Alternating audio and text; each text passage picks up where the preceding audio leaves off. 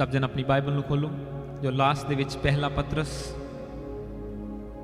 5 उसकी 10 first Peter chapter 5 verse 10 ਨੂੰ मैं पढ़ांगा। इस वचन से लिखा, अब परमेश्वर जो सारे अनुग्रह का दाता है, जिसने तुम्हें मसीह में अपनी अनंत महिमा के लिए बुलाया है, तुम्हारे थोड़ी देर तक दुख उठाने के बाद आप ही तुम्हें सिद्ध और स्थिर और बलवंत करेगा। मैं इंग्लिश पढ़ांगा। इंग्लिश ਦੇ ਵਿੱਚ ਲਿਖਿਆ, and after you have suffered a little while, the God of all grace, who has called you to his eternal glory in Christ, will himself restore, confirm, strengthen and establish you. Hallelujah। ਤਾਂ ਅੱਜ ਨਵੇਂ ਸਾਲ ਦੀ ਸ਼ੁਰੂਆਤ ਅਸੀਂ ਇਸ ਵਚਨ ਤੋਂ ਕੀਤੀ ਸੀ ਜੋ ਪਰਮੇਸ਼ਰ ਨੇ ਸਾਨੂੰ ਦਿੱਤਾ ਕਿ ਈਅਰ ਆਫ ਐਸਟੈਬਲਿਸ਼ਮੈਂਟ। ਪਰਮੇਸ਼ਰ ਸਾਨੂੰ ਸਥਿਰ ਕਰੇਗਾ, ਐਸਟੈਬਲਿਸ਼ ਕਰੇਗਾ ਇਸ ਸਾਲ ਦੇ ਵਿੱਚ ਤੁਹਾਡੀ ਲਾਈਫ ਨੂੰ, ਚਰਚ ਨੂੰ, ਫਾਈਨੈਂਸ ਨੂੰ, ਹਰ ਹਿੱਸੇ ਨੂੰ। ਡਿਪੈਂਡ ਕਰਦਾ ਕਿਸ ਹਿੱਸੇ ਦੇ ਵਿੱਚ ਤੁਸੀਂ ਪਰਮੇਸ਼ਰ ਨੂੰ ਅਲਾਓ ਕਰਦੇ ਆ ਕੰਮ ਕਰਨਾ, ਕਿਸ ਹਿੱਸੇ ਦੇ ਵਿੱਚ ਤੁਸੀਂ ਇਨਵਾਈਟ ਕਰਦੇ ਹੋ ਪਰਮੇਸ਼ਰ ਦੀ ਆਤਮਾ ਨੂੰ। ਪਰ ਇਸ ਵਚਨ ਦੇ ਵਿੱਚ ਇੱਕ ਭੇਦ ਆ ਜੋ ਅੱਜ ਅਸੀਂ ਡਿਸਕਸ ਕਰਾਂਗੇ।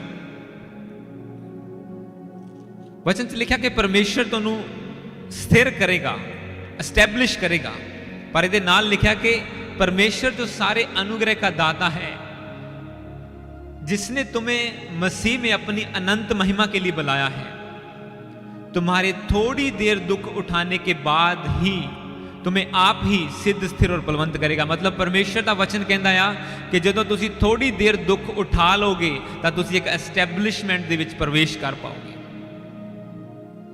मतलब यह हो सकता है कि परमेश्वर का जो प्रॉमिस या जो वायदा है तुहाडी जिंदगी च पूरा होने तो पहला तुहानूं थोड़ा दुख होए, थोड़ा क्लेश होए, जिहड़ा कि 99% पॉसिबल है क्रिश्चियन लाइफ दे विच। हालेलुया। कोई होएगा जिहड़ा कहेगा कि मैं तो बड़ा समूद रहा हाँ जदों मैं यीशु मसीह नूं जाणिया आ, मेरा किसी ने विरोध नहीं किया, मैनूं कोई प्रॉब्लम नहीं आई। पर 99% लोग, उस तो भी ज़्यादा मैं कहांगा, लोगों नूं क्योंकि परेशानी आउंदी ही आउंदी आ, क्योंकि ये वचन कहता है, ऐसा कोई भी वचन दी बाइबल का जिहड़ा पूरा ना होवे। ये परमेश्वर की व्यवस्था, उहदा लॉ आ, इस तो बाहर जाके परमेश्वर काम नहीं करता, वो अपने वचन दे विचों दी काम करता। जो वचन च लिखा है, अगर वचन च लिखा है कि जदों तुसीं मेरे पीछे चलोगे तां तुहाडे घर दे, तुहाडे रिश्तेदार तुहाडा विरोध करनगे, तां नाल ही वचन च ये भी लिखा कि तू बाद च तेरा घराना बचाया जाएगा। हालेलुया। मैं उन्हां दे विच तेरा अभिषेक करांगा, जिस तरह दाऊद आ मैं अपने भरावां दे, उहदे भरावां दे विच अभिषेक कीता, उहनूं उच्चा कीता, मैं तेरे भरावां, तेरे रिश्तेदारां दे विच तैनूं अभिषेक करके खड़ा करांगा। पर परमेश्वर का वचन पहला ये भी पूरा हुंदा कि जदों तू मेरे पीछे चलेगा तां तेरे रिश्तेदार, तेरे दोस्त, तेरे मित्र, तेरा घराना तेरा विरोध करनगे। हालेलुया। तां जदों इदां वचन पूरा होए तां बिलीव करो कि अगला वचन भी पूरा होएगा। पर हुंदा की आ, जदों थोड़ा क्लेश आउंदा आ तां लोग डर जांदे, वो पिछे मुड़ जांदे आ। नहीं असीं चर्च जान लगे, सानूं तां प्रॉब्लम आ गई, असीं चर्च जान लगे, पहलां तां नहीं सीधा हुंदा, सीधा होण लग गया, मैनूं तां सारे रिश्तेदार बुलाउणा छड्ड गए, मेरे दोस्त मैनूं सीधे मूँह नहीं बुलाउंदे। इस थोड़े जे क्लेश नूं जदों लोकां दी जिंदगी दे विच थोड़ा जिहा क्लेश आंदा आ, क्रिश्चियन लोकां दी लाइफ दे विच, जां जिहड़े मसीह नूं जाणदे आ, जिहड़े चर्च जाना शुरू कर दिंदे आ, तां बहुत सारे लोग फिर पिछे मुड़ जांदे आ। वो कहंदे कि नहीं, इदों मैं पहलां ही ठीक हाँ, सिर्फ थोड़ा जिहा काम, थोड़ा जा चढ़ावा चढ़ा दो और काम चल जाता है, मैं इदां दी लाइफ नहीं जी सकता। तो वह परमेश्वर की ग्लोरी नूं, क्योंकि वचन च लिखा कि यीशु मसीह ने तुहानूं अपनी अनंत महिमा के लिए बुलाया, जिहड़ी अटरनल ग्लोरी, ऐसा मुकुट, ऐसी ग्लोरी, ऐसी शान जिहड़ी परमेश्वर तुहानूं देना चाहुंदा, जिहड़ी कदी भी खत्म नहीं होएगी, तुसीं उहदे तक नहीं पहुँच पाउंदे। हालेलुया। उस ग्लोरी तक नहीं तुसीं पहुँच पाउंदे जिहड़ी परमेश्वर तुहानूं देना चाहुंदा। इस वचन नूं दोबारा पढ़ो अपनी बाइबल दे विच, सिर्फ 3-4 वचनों को असीं पढ़ांगे। इहदे विच लिखिया, अब परमेश्वर जो सारे अनुग्रह का दाता है, जिसने तुम्हें मसीह में अपनी अनंत महिमा, यानी कि कभी भी खत्म ना होने वाली ग्लोरी, महिमा, ऐसी प्रेज, ऐसा मुकुट, अनंत महिमा के लिए बुलाया है, तुम्हारे थोड़ी देर तक दुख उठाने के बाद आप ही तुम्हें सिद्ध, स्थिर और बलवंत करेगा। ਉਹਨੇ ਕਿਹਾ ਕਿ ਪਰਮੇਸ਼ਰ ਆਪ ਹੀ ਤੁਹਾਨੂੰ ਉਠਾ ਲੇਗਾ, ਤੁਹਾਨੂੰ ਸਿੱਧ ਕਰ ਦੇਗਾ, ਤੁਹਾਨੂੰ ਰਿਸਟੋਰ ਕਰ ਦੇਗਾ। ਤੁਹਾਡਾ ਜੋ ਕੁਝ ਵਿਗੜਿਆ ਹੋਏਗਾ ਚਰਚ ਜਾਣ ਤੋਂ ਬਾਅਦ ਉਹ ਆਪਣੇ ਆਪ ਪਰਮੇਸ਼ਰ ਰਿਸਟੋਰ ਕਰ ਦੇਗਾ। ਸਿਰਫ ਇੰਨਾ ਨਹੀਂ ਕਰੇਗਾ, ਤੁਹਾਨੂੰ ਸਟਰੈਂਥ ਵੀ ਦੇਵੇਗਾ ਅੱਗੇ ਵਧਣ ਦੀ, ਤੁਹਾਨੂੰ ਐਸਟੈਬਲਿਸ਼ ਵੀ ਕਰੇਗਾ। ਤੁਹਾਡੇ ਵੱਲ ਦੇਖ ਕੇ ਲੋਕ ਚਰਚ ਜਾਣਾ ਸ਼ੁਰੂ ਕਰਨਗੇ, ਮਸੀਹ ਨੂੰ ਮੰਨਣਾ ਸ਼ੁਰੂ ਕਰ ਦੇਣਗੇ। ਪਰ ਅਗਰ ਤੁਸੀਂ ਉਸ ਥੋੜੇ ਜਿਹੇ ਕਲੇਸ਼ ਦੇ ਵਿੱਚ ਅੜੇ ਔਰ ਖੜੇ ਰਹੇ, ਤਾਂ ਅਗਰ ਤੁਸੀਂ ਉਹਦੇ ਵਿੱਚ ਡੋਲ ਗਏ ਤਾਂ ਇਹ ਭੁੱਲ ਜਾਓ ਕਿ ਬਾਕੀ ਲੋਕ ਤੁਹਾਡੇ ਵੱਲ ਦੇਖ ਕੇ ਬਦਲ ਜਾਣਗੇ, ਜਾਂ ਤੁਹਾਡਾ ਘਰਾਨਾ ਬਦਲ ਜਾਏਗਾ, ਜਾਂ ਤੁਸੀਂ ਦੂਸਰਿਆਂ ਦੀਆਂ ਮੁਸ਼ਕਿਲਾਂ ਹੱਲ ਕਰਨ ਵਾਲੇ ਬਣ ਜਾਓਗੇ। ਉਸ ਕਲੇਸ਼ ਦੇ ਵਿੱਚੋਂ ਨਿਕਲਣਾ ਜ਼ਰੂਰੀ ਹੈ ਹਰ ਇੱਕ ਬੰਦੇ ਦੀ ਲਾਈਫ ਦੇ ਵਿੱਚ। ਇੱਕ ਵਚਨ ਨੂੰ ਨਾਲ ਹੀ ਪੜਾਂਗੇ, ਇਹਦੇ book of Luke, gospel of Luke, ਲੂਕਾ ਉਹਦਾ 4 ਚੈਪਟਰ, ਉਹਦਾ 16 ਤੋਂ ਲੈ ਕੇ 21 ਤੱਕ।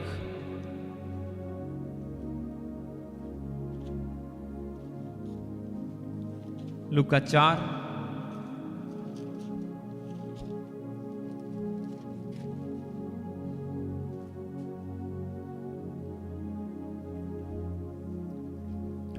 ਲੂਕਾ 4 ਉਹਦਾ 16 ਤੋਂ ਲੈ ਕੇ ਮੈਂ 21 ਤੱਕ ਪੜਾਂਗਾ। ਇਸ ਵਚਨ 'ਚ ਲਿਖਿਆ, फिर वह,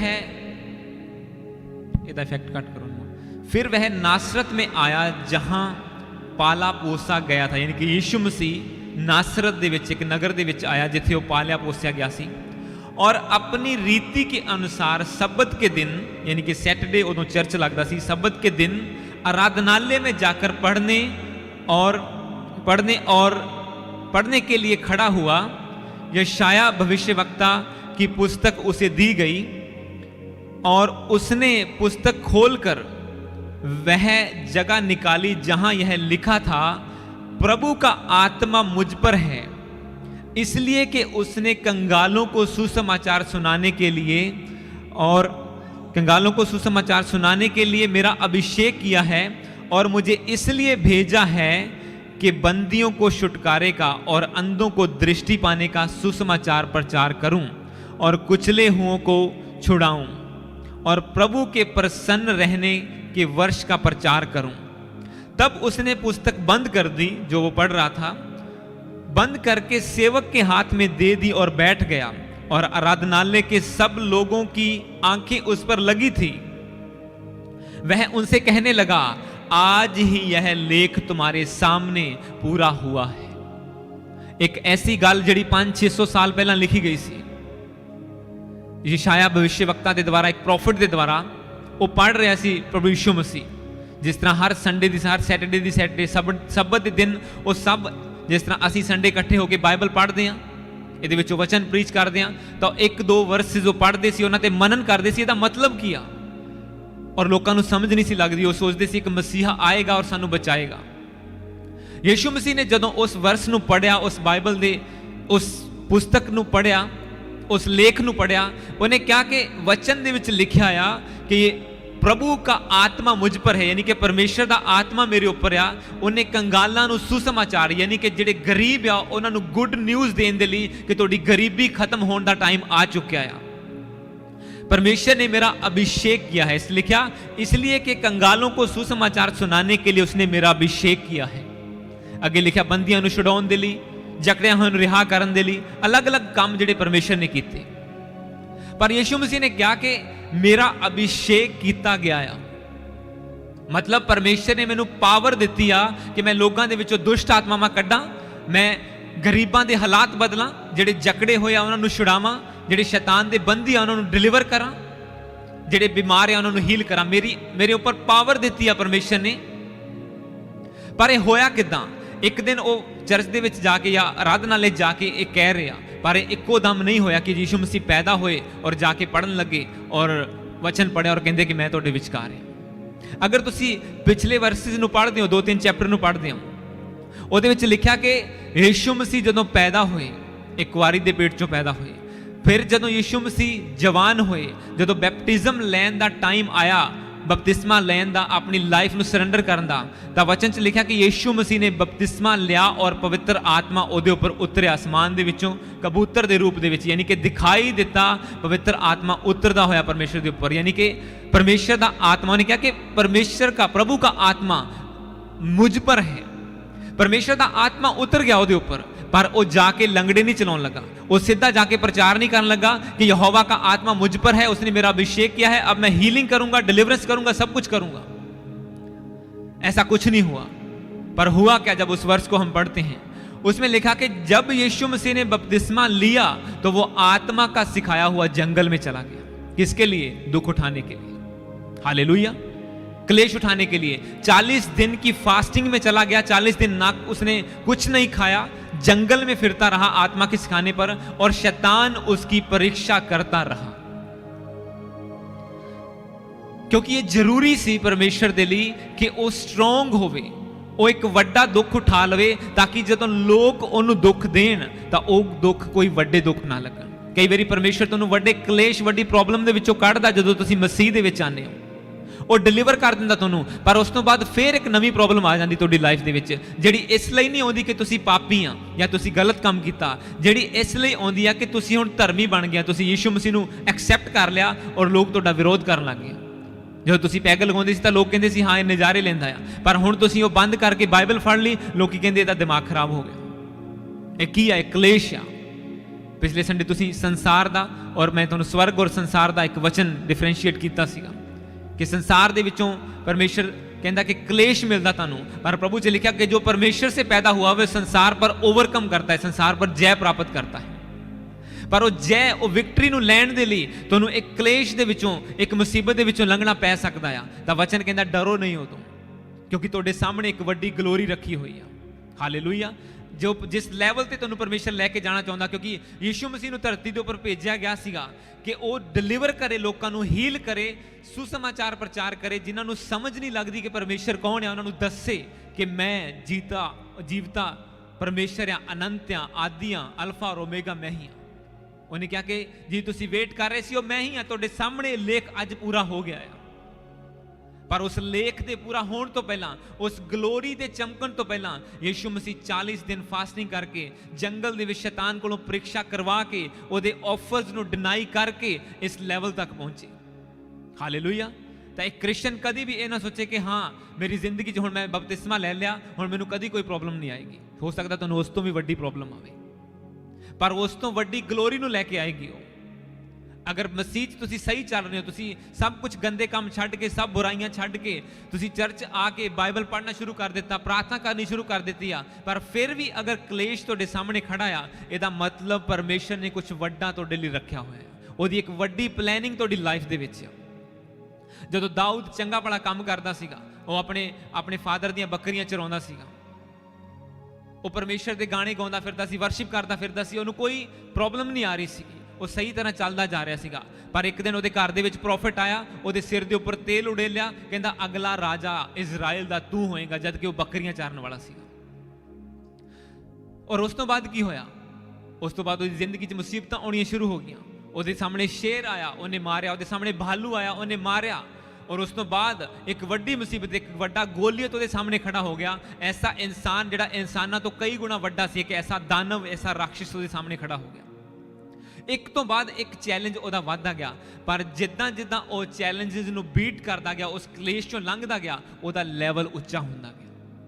एक टाइम आया उहदे सामने भालू आया, उन्हें मारिया, परमेश्वर ने उन्होंने अगले लैवल ते लैके गया। अगला क्लेश आया, हुण शेर आ गया मारन दे लई, उन्हें शेर नूं मारिया, और उस तो बाद अगे गया, और उस जदों अपनी लाइफ च अगे बढ़िया तां गोलियत सामने खड़ा सी उहदे। हुण उहदे कोले सीगा कि चाहे तां ओह भज जावे, जिद्दां बाकी इजरायली लोग खड़े सीगे, वो कहंदे इहदे नाल कौन लड़ूगा? वो कहता 1 to 1 आओ, जिहड़ा मेरे नाल लड़ेगा असीं तुहाडे अगे अधीन हो जाएंगे, नहीं तो तुसीं मेरे सामने घुटने टेको।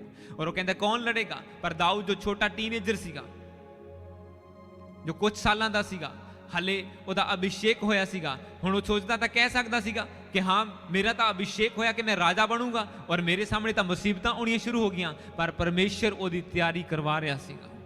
हालेलुया। एक तो बाद एक मुसीबत जिद्दां जिद्दां वधदी जा रही सी, उहदा लैवल अभिषेक दा वधदा जा रहा सीगा। तुहानूं सिर्फ विश्वास करना हुंदा आ कि जिस परमेश्वर ने मैनूं इत्थों तक लैके आया, जिहड़ी मुसीबत मेरे सामने आई आ, इहनूं मैं जित पावांगा क्योंकि परमेश्वर मेरे नाल आ। इसलिए उहने कहा, जदों गोलियत सामने खड़ा सीगा, उहने कहा कि जिस परमेश्वर ने मेरे हत्थों भालू नूं मरवाया, शेर नूं मरवाया, अज तेरा भी सिर मैं तेरे धड़ तों अलग कर देवांगा, तेरी ही तलवार दे नाल तैनूं मारांगा। और उहने ओही काम कीता, ਕਿਉਂਕਿ ਉਹਨੂੰ ਪਤਾ ਸੀ ਕਿ ਮੈਨੂੰ ਪਰਮੇਸ਼ਰ ਵਿਕਟਰੀ ਦੇਣ ਵਾਲਾ ਆ, ਇਹ ਮੈਨੂੰ ਹਰਾ ਨਹੀਂ ਸਕਦਾ, ਕਿਉਂਕਿ ਉਹ ਚੈਲੰਜ ਦੇ ਵਿੱਚੋਂ ਲੰਘਿਆ ਸੀ। ਤੁਸੀਂ ਸੋਚੋ, ਅਗਰ ਉਹਦੀ ਜ਼ਿੰਦਗੀ 'ਚੋਂ ਕਲੇਸ਼ ਆਇਆ ਹੀ ਨਹੀਂ ਹੁੰਦਾ, ਅਗਰ ਉਹਨੇ ਉਹ ਸ਼ੇਰ ਔਰ ਬਾਲੂ ਮਾਰਿਆ ਹੀ ਨਾ ਹੁੰਦਾ, ਤਾਂ ਉਹ ਗੋਲੀਅਤ ਨੂੰ ਕਿੱਦਾਂ ਕਹਿ ਪਾਉਂਦਾ ਕਿ ਮੈਂ ਤੈਨੂੰ ਵੀ ਮਾਰੂੰਗਾ, ਕਿਉਂਕਿ ਮੇਰੇ ਸਾਹਮਣੇ ਇੱਕ ਇਨਸਾਨ ਦੀ ਸ਼ੇਰ ਦੇ ਸਾਹਮਣੇ ਕੋਈ ਔਕਾਤ ਨਹੀਂ ਆ। ਹੁਣ ਤਾਂ ਗਨਸ ਆ ਗਈਆਂ, ਵੈਪਨਸ ਆ ਗਏ, ਪਰ ਉਹਦੇ ਕੋਲੇ ਕੁਝ ਨਹੀਂ ਸੀ ਹੁੰਦਾ। ਉਹਦੇ ਕੋਲੇ ਸਿਰਫ ਉਹ ਗੁਲੇਲ ਹੁੰਦੀ ਸੀ, ਪੱਥਰ ਮਾਰਦਾ ਸੀਗਾ ਉਹ, ਔਰ ਗੋਲੀਅਤ ਨੂੰ ਵੀ ਉਹਨੇ ਪੱਥਰ ਨਾਲ ਮਾਰਿਆ, ਸਿਰ ਮੱਥੇ ਦੇ ਵਿੱਚ ਮਾਰ ਕੇ। ਪਰ ਅਗਰ ਉਹ ਉਹਨਾਂ ਕਲੇਸ਼ਾਂ ਚੋਂ ਨਾ ਲੰਘਿਆ ਹੁੰਦਾ, ਉਹਨੂੰ ਕਿੱਦਾਂ ਪਤਾ ਲੱਗਦਾ ਕਿ ਪਰਮੇਸ਼ਰ ਮੇਰੇ ਨਾਲ ਆ ਔਰ ਉਹਨੇ ਮੈਨੂੰ ਵਿਕਟਰੀ ਦਿੱਤੀ ਆ ਪਹਿਲਾਂ। ਇਸੇ ਲਈ ਉਹ ਗੋਲੀਅਤ ਤੇ ਓਵਰਕਮ ਕਰ ਪਾਇਆ, ਕਿਉਂਕਿ ਪਹਿਲਾਂ ਛੋਟੇ ਤੋਂ ਵੱਡਾ ਕਲੇਸ਼, ਵੱਡੇ ਤੋਂ ਵੱਡੇ ਕਲੇਸ਼ ਦੇ ਵਿੱਚੋਂ ਲੰਘ ਚੁੱਕਿਆ ਸੀਗਾ। ਇਸੇ ਤਰ੍ਹਾਂ ਯਿਸੂ ਮਸੀਹ ਖੁਦ ਜਦੋਂ ਲੋਕਾਂ ਦੇ ਸਾਹਮਣੇ ਜਦੋਂ ਉਹਨਾਂ ਨੇ ਜਾ ਕੇ ਕਿਹਾ ਕਿ ਪਰਮੇਸ਼ਰ ਦਾ ਆਤਮਾ ਮੇਰੇ ਉੱਪਰ ਹੈ, ਔਰ ਅੱਜ ਤੁਹਾਡੇ ਸਾਹਮਣੇ ਇਹ ਲੇਖ ਜਿਹੜਾ 700-800 ਸਾਲ ਪਹਿਲਾਂ ਲਿਖਿਆ ਗਿਆ ਸੀ, ਅੱਜ ਇਹ ਪੂਰਾ ਹੋ ਚੁੱਕਿਆ ਆ, ਕਿਉਂਕਿ ਉਹ ਉਸ ਕਲੇਸ਼ ਚੋਂ ਲੰਘ ਆਏ ਸੀਗੇ, ਕਿਉਂਕਿ ਉਹ ਉਸ ਮੁਸੀਬਤ ਚੋਂ ਨਿਕਲ ਕੇ ਆ ਚੁੱਕੇ ਸੀ, ਉਹ ਅਨੋਇੰਟਿੰਗ ਨੂੰ ਲੈ ਕੇ ਆ ਚੁੱਕੇ ਸੀ। ਜਦੋਂ ਤੁਸੀਂ ਮੁਸੀਬਤ ਚੋਂ ਲੰਘਦੇ ਹੋ, ਇਹਦਾ ਮਤਲਬ ਪਰਮੇਸ਼ਰ ਤੁਹਾਡੇ ਅਭਿਸ਼ੇਕ ਨੂੰ बढ़ाਉਂਦਾ। ਹੁਣ ਦਾਊਦ ਨਾਲ ਕੀ ਹੋਇਆ? ਉਹਨੇ ਗੋਲੀਅਤ ਮਾਰਤਾ, ਰਾਜਾ ਪ੍ਰਸੰਨ ਹੋਇਆ ਕਿ ਆਜਾ ਤੂੰ ਮੇਰੇ ਅੰਦਰ ਕੰਮ ਕਰ, ਤੂੰ ਮੇਰੀ ਸੈਨਾ ਦੇ ਵਿੱਚ ਭਰਤੀ ਹੋ ਜਾ। ਸੈਨਾਪਤੀ ਬਣ ਗਿਆ, ਵੱਡੇ ਵੱਡੇ ਕੰਮ ਕਰਨ ਲੱਗਾ, ਲੜਾਈਆਂ ਜਿੱਤਣ ਲੱਗਾ, ਪਰ ਐਂਡ ਤੇ ਫਿਰ ਕੀ ਹੋਇਆ? ਉਹ ਰਾਜਾ ਹੀ ਉਹਦਾ ਦੁਸ਼ਮਣ ਬਣ ਗਿਆ। ਹੁਣ ਜਿਸ ਦੇਸ਼ ਦੀ ਗਵਰਨਮੈਂਟ ਹੀ ਇੱਕ ਬੰਦੇ ਦੀ ਦੁਸ਼ਮਣ ਹੋ ਜਾਵੇ, ਉਹਦਾ ਕੀ ਵਜੂਦ ਹੈ ਉਹਦੇ ਸਾਹਮਣੇ? ਪਰ ਉਹਨੂੰ ਪਤਾ ਸੀਗਾ ਕਿ ਜਿਸ ਪਰਮੇਸ਼ਰ ਨੇ ਮੇਰੇ ਤੋਂ ਬਾਲੂ, ਸ਼ੇਰ ਔਰ ਗੋਲੀਅਤ ਮਰਵਾ ਦਿੱਤਾ, ਪਰਮੇਸ਼ਰ ਨੇ ਮੇਰਾ ਅਭਿਸ਼ੇਕ ਕੀਤਾ, ਉਹ ਮੈਨੂੰ ਅਗਲੇ ਲੈਵਲ ਤੇ ਵੀ ਲੈ ਕੇ ਜਾਏਗਾ। ਉਹਨੂੰ ਪਤਾ ਸੀ ਮੈਂ ਅਨੋਇੰਟ ਹੋ ਚੁੱਕਿਆ, ਇਸ ਲਈ ਯਿਸੂ ਮਸੀਹ ਨੇ ਕਿਹਾ ਕਿ ਮੇਰਾ ਅਭਿਸ਼ੇਕ ਕੀਤਾ ਗਿਆ ਆ, ਮੈਂ ਅਨੋਇੰਟ ਕੀਤਾ ਗਿਆ ਆ, ਕਿਉਂਕਿ ਉਹਨੂੰ ਪਤਾ ਸੀ ਮੈਂ ਆਪਣਾ ਸੈਕਰੀਫਾਈਸ ਦੇ ਚੁੱਕਿਆ ਆ। ਜੋ ਪਰਮੇਸ਼ਰ ਨੇ ਮੇਰੇ ਤੋਂ 40 ਦਿਨ ਦੀ ਫਾਸਟਿੰਗ ਮੰਗੀ, ਮੈਂ ਦੇ ਚੁੱਕਿਆ ਆ। ਇਸ ਚਰਚ ਦੇ ਸ਼ੁਰੂ ਹੋਣ ਤੋਂ ਰਾਈਟ 1 ਮਹੀਨਾ ਪਹਿਲਾਂ, ਕੁਝ 2 ਮਹੀਨੇ ਪਹਿਲਾਂ, ਪਰਮੇਸ਼ਰ ਨੇ, ਆਤਮਾ ਨੇ ਮੈਨੂੰ ਕਿਹਾ ਤੂੰ 40 ਦਿਨ ਦੀ ਫਾਸਟਿੰਗ 'ਚ ਜਾ, ਔਰ ਮੈਂ ਨਹੀਂ ਸੀ ਜਾਂਦਾ। 1 ਦਿਨ, 2 ਦਿਨ, 4 ਦਿਨ ਲੰਘੇ, ਜ਼ਬਰਦਸਤੀ ਪਰਮੇਸ਼ਰ ਦਾ ਆਤਮਾ ਪੁਸ਼ ਕਰਦਾ ਗਿਆ। ਪਰ ਜਦੋਂ ਮੈਂ ਪਹਿਲੀ ਵਾਰੀ 40 ਦਿਨ ਦੀ ਉਹ ਫਾਸਟਿੰਗ ਕੀਤੀ, 40 ਦਿਨ ਤੱਕ ਪਰਮੇਸ਼ਰ ਦੇ ਅੱਗੇ ਆਰਾਧਨਾ ਕੀਤੀ, ਬਾਈਬਲ ਪੜ੍ਹੀ, ਕਿਉਂਕਿ ਉਹ ਲੋਕਡਾਊਨ ਟਾਈਮ ਸੀਗਾ, ਜੌਬ ਤੇ ਜਾਣਾ ਨਹੀਂ ਸੀ, ਪੂਰਾ ਟਾਈਮ ਪਰਮੇਸ਼ਰ ਦੇ ਨਾਲ ਬਿਤਾਇਆ, ਔਰ ਉਸ ਤੋਂ ਅਗਲੇ ਮਹੀਨੇ ਚਰਚ ਸ਼ੁਰੂ ਹੋਇਆ। ਹਾਲੇਲੂਇਆ। ਕਿਉਂਕਿ ਪਰਮੇਸ਼ਰ ਜਦੋਂ ਤੁਹਾਨੂੰ ਕਲੇਸ਼ ਦੇ ਵਿੱਚੋਂ ਪਰਪਸਲੀ ਲੰਘਾਉਂਦਾ ਆ, ਤਾਂ ਇਹਦਾ ਮਤਲਬ ਪਰਮੇਸ਼ਰ ਤੁਹਾਨੂੰ ਅਗਲੇ ਲੈਵਲ ਤੇ ਲੈ ਕੇ ਜਾਣਾ ਚਾਹੁੰਦਾ ਹੈ। पर अफसोस की गल है, जितना बाइबल से लिखा है कि आजकल कलेश को सहना आनंद की नहीं पर दुख की बात समझा जाता है कि हाय असीं यीशु मसीह नूं मानदे हां, इदां क्यों हो गया? अगर साडा प्रभु सच्चा है तो फिर मेरी बीमारी क्यों आ गई? फिर इदां क्यों हो रहा? मेरी लाइफ से इदां क्यों हो रहा? मेरे ते अटैक क्यों हो रहा? मेरा केस क्यों नहीं सॉल्व हो रहा? ਜਦੋਂ ਅਸੀਂ ਕੁਐਸਚਨਿੰਗ ਕਰਨਾ ਸ਼ੁਰੂ ਕਰ ਦਿੰਦੇ ਆ ਤਾਂ ਪਰਮੇਸ਼ਰ ਵੀ ਤੁਹਾਡੀ ਲਾਈਫ ਦੇ ਵਿੱਚ ਕੁਝ ਨਹੀਂ ਕਰ ਪਾਉਂਦਾ। ਪਰ ਜਦੋਂ ਅਸੀਂ ਬਲੀਵ ਕਰਕੇ ਚੱਲਦੇ ਆ ਕਿ ਜਿਸ ਪਰਮੇਸ਼ਰ ਨੇ ਮੈਨੂੰ ਇਸ ਮੁਸੀਬਤ ਚੋਂ ਕੱਢਿਆ, ਉਹਦੇ ਚੋਂ ਕੱਢਿਆ, ਹੋ ਸਕਦਾ ਤੁਹਾਡੀ ਜ਼ਿੰਦਗੀ 'ਚ 10 ਕੰਮ ਹੋ ਗਏ ਹੋਣ ਔਰ ਇੱਕ ਕੰਮ ਅੜਿਆ ਹੋਏ, ਇਹਦਾ ਮਤਲਬ ਪਰਮੇਸ਼ਰ ਚਾਹੁੰਦਾ ਤੁਸੀਂ ਫਾਈਟਰ ਬਣੋ, ਉਹਦੇ ਲਈ ਫਾਈਟ ਕਰੋ ਪ੍ਰਾਰਥਨਾ ਦੇ ਵਿੱਚ ਜਾ ਕੇ, ਤਾਂ ਕਿ ਤੁਹਾਡੇ ਉੱਪਰ ਅਨੋਇੰਟਿੰਗ ਆਏ ਔਰ ਤੁਸੀਂ ਸਿਰਫ ਆਪਣਾ ਕੰਮ ਹੀ ਹੱਲ ਨਾ ਕਰੋ, ਤੁਸੀਂ ਦੂਸਰਿਆਂ ਦੀਆਂ ਮੁਸ਼ਕਿਲਾਂ ਵੀ ਹੱਲ ਕਰਨ ਵਾਲੇ ਬਣ ਜਾਓ। ਕਿਉਂਕਿ ਪਰਮੇਸ਼ਰ ਦੀ ਯੋਜਨਾ ਸਾਡੀ ਪਲੈਨਿੰਗ ਤੋਂ ਅਲੱਗ ਆ। ਅਸੀਂ ਚਾਹੁੰਦੇ ਕਿ ਅੱਜ ਪ੍ਰਾਰਥਨਾ ਕਰੀਏ ਇਹ ਕੋਈ ਬਿਮਾਰ ਹੈ ਉਹ ਹੀਲ ਹੋ ਜਾਵੇ, ਅੱਜ ਪ੍ਰਾਰਥਨਾ ਕਰੀਏ ਡਿਲੀਵਰ ਹੋ ਜਾਵੇ, ਅੱਜ ਪ੍ਰਾਰਥਨਾ ਕਰੀਏ ਔਰ ਇਹ ਮੁਸ਼ਕਿਲ ਹੱਲ ਹੋ ਜਾਵੇ। ਪਰ ਪਰਮੇਸ਼ਰ ਕਈ ਵਾਰੀ ਉਹਨੂੰ 6-6 ਮਹੀਨੇ ਦਾ, ਸਾਲ ਦਾ ਟਾਈਮ ਦਿੰਦਾ, 2-2 ਸਾਲ ਦਾ ਟਾਈਮ ਦਿੰਦਾ, ਕਿਉਂਕਿ ਪ੍ਰਭੂ ਚਾਹੁੰਦਾ ਕਿ ਉਹ ਬੰਦਾ ਤਿਆਰ ਹੋਵੇ, ਜਿਸ ਤਰ੍ਹਾਂ ਦਾਊਦ ਤਿਆਰ ਹੋਇਆ। ਜਿਸ ਦਿਨ ਉਹਦਾ ਅਭਿਸ਼ੇਕ ਕੀਤਾ ਉਸ ਦਿਨ ਰਾਜਾ ਨਹੀਂ ਬਣ ਗਿਆ, ਉਹਨੂੰ ਕਿੰਨੇ ਸਾਲ ਲੱਗੇ ਉਸ ਲੈਵਲ ਤੇ ਪਹੁੰਚਣ ਦੇ ਲਈ, ਔਰ ਫਿਰ ਵੀ ਇੱਕ ਗੋਤਰ ਦਾ ਰਾਜਾ ਬਣਿਆ, ਫਿਰ ਕੁਝ ਗੋਤਰਾਂ ਦਾ ਰਾਜਾ ਬਣਿਆ, ਫਿਰ ਉਹ ਪੂਰੇ ਇਜ਼ਰਾਈਲ ਦਾ ਰਾਜਾ ਬਣਿਆ। ਅਲੱਗ ਜਿੱਦਾਂ ਜਿੱਦਾਂ ਉਹਦੇ ਉੱਪਰ ਅਭਿਸ਼ੇਕ ਵੱਧਦਾ ਗਿਆ, ਪਰ ਉਹ ਕਲੇਸ਼ਾਂ ਦੇ ਵਿੱਚੋਂ ਨਾਲ ਨਾਲ ਲੰਘਦਾ ਗਿਆ। ਤੁਸੀਂ ਸੋਚੋ, ਜਿਹਦੇ ਤੇ ਅਨੌਇੰਟਿੰਗ ਕੀਤੀ ਗਈ, ਜਿਹਨੂੰ ਪਰਮੇਸ਼ਰ ਦੇ ਦਾਸ ਨੇ ਖੁਦ ਜਾ ਕੇ ਕਿਹਾ ਕਿ ਅਗਲਾ ਇਜ਼ਰਾਈਲ ਦਾ ਰਾਜਾ ਤੂੰ ਹੋਏਗਾ, ਔਰ ਅਗਲੇ ਦਿਨ ਫਿਰ ਉਹ ਬੱਕਰੀਆਂ ਚਾਰ ਰਿਹਾ ਔਰ ਸਾਲੋਂ ਤੱਕ ਚਾਰਦਾ ਰਿਹਾ। ਫਿਰ ਇੱਕ ਟਾਈਮ ਆਇਆ ਜਦੋਂ ਉਹਦੀ ਜਾਨ ਤੇ ਖਤਰਾ ਬਣਿਆ, ਜਦੋਂ ਰਾਜਾ ਉਹਦਾ ਦੁਸ਼ਮਣ ਬਣ ਗਿਆ, ਔਰ ਫਿਰ ਇੱਕ ਟਾਈਮ ਆਇਆ ਉਹ ਜੰਗਲਾਂ ਦੇ ਵਿੱਚ ਨੰਗੇ ਪੈਰੀ ਭੱਜਾ ਫਿਰਦਾ, ਰਾਜੇ ਤੋਂ ਡਰਦਾ, ਜਿਹੜਾ ਰਾਜਾ ਬਣਨ ਦੇ ਲਈ ਚੁਣਿਆ ਗਿਆ। ਇਸ ਅੱਜ ਪਰਮੇਸ਼ਰ ਤੁਹਾਨੂੰ ਕਹਿੰਦਾ ਆ ਕਿ ਪਰਮੇਸ਼ਰ ਨੇ ਤੁਹਾਨੂੰ ਅਨੰਤ ਮਹਿਮਾ ਦੇ ਲਈ ਬੁਲਾਇਆ, ਐਸੀ ਗਲੋਰੀ, ਐਸਾ ਮੁਕਟ, ਐਸਾ ਲੈਵਲ ਪ੍ਰਭੂ ਤੁਹਾਨੂੰ ਦੇਣਾ ਚਾਹੁੰਦਾ ਆ ਜਿਹੜਾ ਅਨਮੈਚੇਬਲ ਆ, ਜਿਹਦੇ ਤੱਕ ਪਹੁੰਚਣਾ ਮੁਸ਼ਕਿਲ ਹੈ ਲੋਕਾਂ ਦੇ ਲਈ, ਪਰ ਪ੍ਰਭੂ ਤੁਹਾਨੂੰ ਦੇਣਾ ਚਾਹੁੰਦਾ ਆ। ਪਰ परमेश्वर कहता कि थोड़े से क्लेश के बाद परमेश्वर तुम्हें आप ही सिद्ध स्थिर और बलवंत करेगा। तो जो क्लेश आता आ असी डरना नहीं आ, जो मुसीबत आती असी डरना नहीं आ, क्योंकि वचन च लिखा, प्रभु यीशु मसीह ने खुद कहा कि ठोकरों का लगना संभव है, कि जो तुम मसीह चलोगे ਇਹ ਪੋਸੀਬਿਲਿਟੀ ਆ 100% ਕਿ ਤੁਹਾਡੇ ਮੁਸ਼ਕਿਲਾਂ ਆਉਣਗੀਆਂ, ਤੁਹਾਡੇ ਪਰਿਵਾਰ ਦੇ ਵਿੱਚ ਹੋ ਸਕਦਾ, ਤੁਹਾਡੇ ਫਾਈਨੈਂਸ ਦੇ ਵਿੱਚ ਹੋ ਸਕਦਾ, ਪਰ ਤੁਹਾਨੂੰ ਉਹਦੇ ਲਈ ਸਟਰੋਂਗ ਪ੍ਰਾਰਥਨਾ ਕਰਕੇ ਪਰਮੇਸ਼ਰ 'ਚ ਵੜ ਕੇ ਉਹਦੇ ਤੇ ਓਵਰਕਮ ਕਰਨਾ ਆ, ਕਿਉਂਕਿ ਜੋ ਪਰਮੇਸ਼ਰ ਤੋਂ ਪੈਦਾ ਹੋਇਆ ਉਹ ਸੰਸਾਰ ਤੇ ਕੀ ਕਰਦਾ? ਜਿੱਤ ਪ੍ਰਾਪਤ ਕਰਦਾ ਹੈ। ਹਾਲੇਲੂਇਆ। ਅਸੀਂ ਅਗਲੇ ਵਚਨ ਨੂੰ ਪੜਾਂਗੇ, ਰੋਮੀਓ 8 ਉਹਦਾ 18, ਬੁੱਕ ਆਫ ਰੋਮਨਸ। ਇਸ ਤੋਂ ਅੱਗੇ ਤੁਸੀਂ ਆਓਗੇ ਜਦੋਂ ਪ੍ਰੇਰਿਤਾਂ ਦੇ ਕੰਮ, ਉਸ ਤੋਂ ਬਾਅਦ book of Romans chapter 8 verse 18, ਰੋਮੀਓ 8 ਦੀ 18।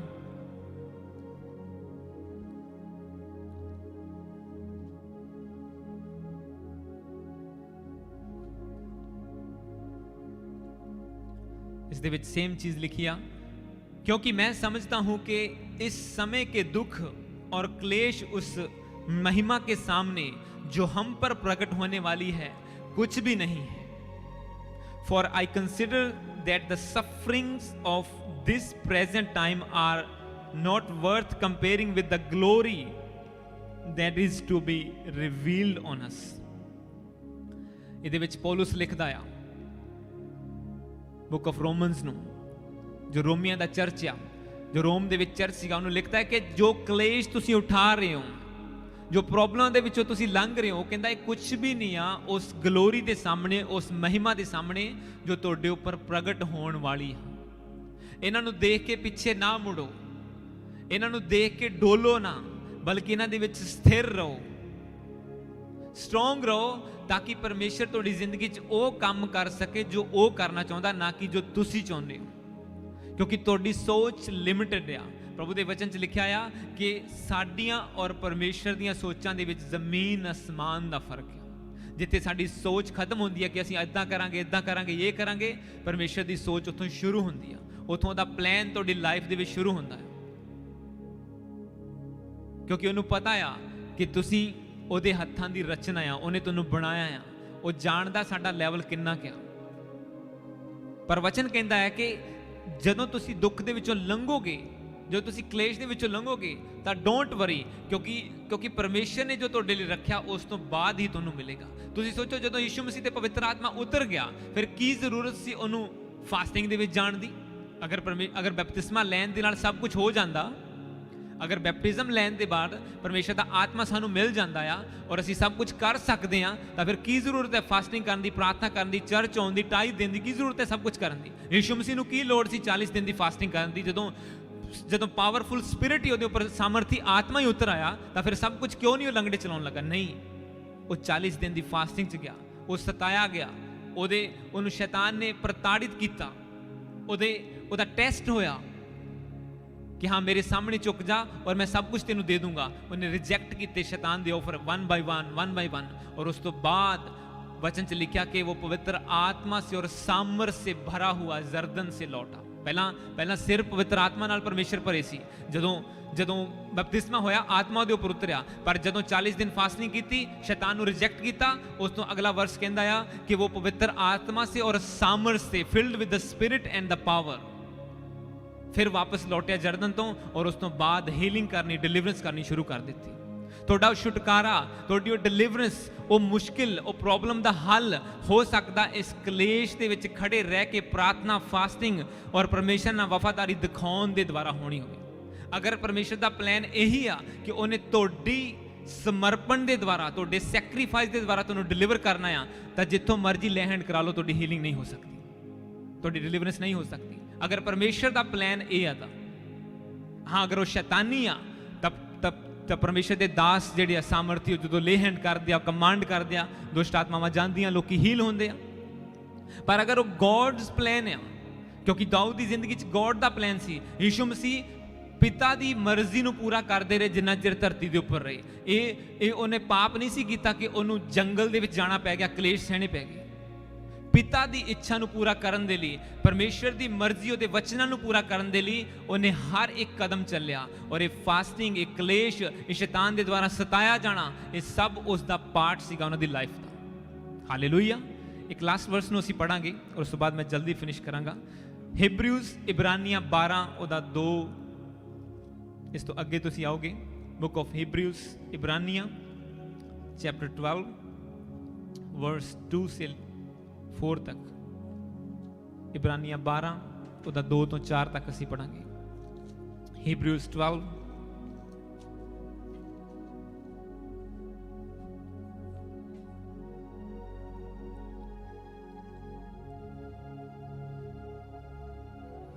ਹੀਬਰੂਜ਼ 12 ਚੈਪਟਰ 2 ਇਬਰਾਨੀਆਂ 12 ਉਹਦਾ 2 3 ਔਰ 4 ਨੂੰ ਮੈਂ ਪੜਾਂਗਾ, ਜੋ ਸੀ ਲਾਸਟ ਟਾਈਮ ਵੀ ਪੜਿਆ ਸੀ। इब्रानियां 12 ਉਹਦੀ 2 ਤੋਂ ਇਹਦੇ ਵਿੱਚ ਲਿਖਿਆ, और विश्वास के करता और सिद्ध करने वाले यीशु की ओर ताकते रहे, यानी कि देखते रहे। उसने उस आनंद के लिए जो उसके आगे धरा था लज्जा की कुछ चिंता ना करके क्रूस का दुख सहा और परमेश्वर के सिंहासन के दाहिनी ओर जा बैठा। इसलिए उस पर ध्यान करो, उसने अपने विरोध में पापियों का इतना विरोध सह लिया कि तुम निराश होकर साहस ना छोड़ दो। तुमने पाप से लड़ते हुए उससे ऐसी मुठभेड़ नहीं की कि तुम्हारा लहू बहा हो। इस वचन दे विच लिखा कि प्रभु यीशु मसीह दे वाल देखो, जिदा मैं लास्ट टाइम प्रीच किया सी, लुकिंग टू द जीसस। वचन च लिखा कि यीशु मसीह ने उस दुख नु सहा, उसने उस आनंद के लिए जो उसके सामने धरा था, उसके आगे रखा था, लज्जा की कुछ चिंता ना करके क्रूस का दुख सहा और परमेश्वर के सिंहासन की दाहिनी ओर जा बैठा। यीशु मसीह ਜਦੋਂ ਚੇਲੇ, ਜਦੋਂ ਲੂਕਾ ਦੀ ਬੁੱਕ ਦੇ ਲਾਸਟ ਵਰਸ ਨੂੰ ਅਸੀਂ ਪੜ੍ਹਦੇ ਹਾਂ, ਲਾਸਟ ਚੈਪਟਰ ਨੂੰ ਪੜ੍ਹਦੇ ਹਾਂ, ਉਹਦੇ ਵਿੱਚ ਲਿਖਿਆ ਕਿ ਯੀਸ਼ੂ ਮਸੀਹ ਚੇਲਿਆਂ ਦੇ ਦੇਖਦੇ ਦੇਖਦੇ ਸਵਰਗ ਦੇ ਵਿੱਚ ਉਠਾ ਲਏ ਗਏ ਔਰ ਸਵਰਗਦੂਤ ਉਹਨਾਂ ਨੂੰ ਲੈ ਕੇ ਗਏ। ਸਵਰਗਦੂਤ ਉਹਦੇ ਨਾਲ ਸੀ, ਦੋਨੋਂ ਉਹ ਸੀਗੇ। ਮਤਲਬ ਇੱਕ ਗਲੋਰੀ ਸੀ, ਇੱਕ ਐਸਾ ਕੰਮ ਜੋ ਕਿਸੇ ਨੇ ਨਹੀਂ ਦੇਖਿਆ ਸੀ, ਪਹਿਲਾਂ ਕਿਸੇ ਨਾਲ ਨਹੀਂ ਹੋਇਆ ਸੀ। ਔਰ ਯੀਸ਼ੂ ਮਸੀਹ ਦਾ ਮੁਰਦਿਆਂ ਦੇ ਵਿੱਚੋਂ ਜੀ ਉੱਠਣਾ, ਵਚਨ 'ਚ ਲਿਖਿਆ ਕਿ ਉਹਨੇ ਉਸ ਆਨੰਦ ਦੇ ਲਈ ਕਰੂਸ ਦੇ ਦੁੱਖ ਨੂੰ ਸਿਆ ਜੋ ਉਹਦੇ ਸਾਹਮਣੇ ਰੱਖਿਆ ਸੀਗਾ। ਹੁਣ ਪਰਮੇਸ਼ਰ ਨੇ ਤੁਹਾਡੇ ਸਾਹਮਣੇ ਰੱਖਿਆ ਆ ਕਿ ਜਿਸ ਤਰ੍ਹਾਂ ਮੈਂ ਮੁਰਦਿਆਂ ਦੇ ਵਿੱਚੋਂ ਜੀ ਉੱਠਾਂ, ਇੱਕ ਦਿਨ ਤੁਸੀਂ ਵੀ ਜੀ ਉੱਠੋਗੇ। ਉਹਨੇ ਪਹਿਲਾਂ ਪ੍ਰੂਵ ਕੀਤਾ ਇਸ ਚੀਜ਼ ਨੂੰ ਖੁਦ ਜੀ ਉੱਠ ਕੇ। ਕੋਈ ਬੰਦਾ ਤੁਹਾਨੂੰ ਤਾਂ ਹੀ ਪ੍ਰੋਮਿਸ ਕਰ ਸਕਦਾ ਅਗਰ ਪਹਿਲਾਂ ਉਹਨੇ ਖੁਦ ਉਹ ਕੰਮ ਕੀਤਾ ਹੈ। ਯੀਸ਼ੂ ਮਸੀਹ ਨੇ ਖੁਦ ਪ੍ਰੂਵ ਕੀਤਾ ਕਿ ਮੈਂ ਮੁਰਦਿਆਂ ਦੇ ਵਿੱਚੋਂ ਜੀ ਉੱਠਾਂ, ਜਿਸ ਤਰ੍ਹਾਂ ਮੈਂ ਜੀ ਉੱਠਿਆ ਮੈਂ ਤੁਹਾਨੂੰ ਵੀ ਇੱਕ ਦਿਨ ਉਠਾਵਾਂਗਾ। ਔਰ ਉਸ ਤੋਂ ਬਾਅਦ ਪ੍ਰਭੂ ਕਹਿੰਦਾ ਮੈਂ ਆਪਣੇ ਨਾਲ ਸਿੰਘਾਸਨ ਤੇ ਤੁਹਾਨੂੰ ਬਿਠਾਵਾਂਗਾ ਸਵਰਗ ਦੇ ਵਿੱਚ। ਇਹ ਤੁਹਾਡੀ ਜਗ੍ਹਾ ਸਵਰਗ ਦੇ ਵਿੱਚ ਆ। ਔਰ ਉਸ ਚੀਜ਼ ਨੂੰ ਉਹਨੇ ਪ੍ਰੂਵ ਕੀਤਾ, ਜਿੱਦਾਂ ਲਿਖਿਆ ਕਿ ਉਹਨੇ ਉਸ ਦੁੱਖ ਨੂੰ ਸਹਿਣ ਤੋਂ ਬਾਅਦ परमेश्वर के सिंहासन के दाहिनी ओर जा बैठा, कि वो खुद सिंहासन ते बैठ गया। हुण वो अपने चेलियां, अपने लोगों नूं जिन्हें उत्ते विश्वास करदे आ, प्रॉमिस करदा है। पर इहदे विच की पॉइंट की है साडा, कि उस तो पहला उन्हें क्रूस दा दुख सिया। जिन्नी वड्डी ग्लोरी परमेश्वर यीशु मसीह खुद भी देखना चाहते सी, उन्हें दुख दे विचों लंघे। वो हीलिंग डिलीवरेंस करना चाहते सी कि लोग परमेश्वर की पावर नूं मेरे उपर देखण, तो उस तो पहला उन्होंने पावर रिसीव की कादे द्वारा? फास्टिंग प्रेयर दे विच जाके, कलेश सह के, दुख सह के, लोगों का विरोध सह के वो पावर दे विच वधदे गए और लोगों ने उस ग्लोरी नूं देखा। हुण लोगों ने कदी नहीं देखा सी कि एक मुर्दा जी उठे और स्वर्ग दे विच चढ़ाया जाए, पर यीशु मसीह मुर्दियां दे विचों जी उठे और स्वर्ग दे विच भी चढ़े और लोगों ने उन्होंने देखा। 500 तो वध लोगों ने, और अज उन्होंने असीं चर्चा दे विच काम करदा होया देखते हैं अपनी आत्मा दे द्वारा। ये उहदे जी उठण दा प्रूफ है अज भी। पर यह होया किदां? जिद्दां उस ग्लोरी नूं प्रगट करन दे लई परमेश्वर ने 40 दिन दी फास्टिंग और होर दुख सहे, इसे तरह इस वड्डी ग्लोरी, उस तो नैक्सट लैवल दी ग्लोरी, उस तो नैक्सट लैवल दे एक महिमा दे विच प्रवेश करन दे लई परमेश्वर ने उस तो वड्डा दुख सहा, जिहड़ा सी कि क्रूस दे उपर निर्दोष होण दे बावजूद भी अपनी जान नूं देना। हालेलुया। यीशु मसीह ने अपनी जान दी क्रूस के ऊपर। वचन से लिखा कि उसने उस आनंद के सामने जो उसके सामने रखा हुआ था, लज्जा की कोई शर्मिंदगी नहीं की उन्हें कि मैं तो निर्दोष हाँ, मैं तो अपने आप को परमेश्वर का पुत्र कहाउना आ। हुण लोग की सोचणगे मेरे बारे? जिद्दां कि क्रिश्चियन सोच लेंदे आ, मेरा तो बड़ा नाम आ, मेरे रिश्तेदार की कहणगे, चर्च जान लग गया, धर्म बदल लिया। यीशु मसीह ने परमेश्वर का पुत्र खुद जीवित परमेश्वर होने के बावजूद भी वचन च लिखा कोई चिंता नहीं की, उसने लज्जा की, शर्मिंदगी की कोई चिंता ना करके क्रूस को उठा लिया, जो उठाना पापियों का काम था। वो क्रूस जिहड़ा पापियां नूं दिता जांदा सी, डाकुआं नूं दिता जांदा सी, जिते वो मारे जांदे सी, यीशु मसीह उहदे उपर मारे गए। किस लई? उन्हां नूं पता सी कि मेरे सामने एक वड्डी ग्लोरी रखी, एक वड्डा आनंद रखा होया।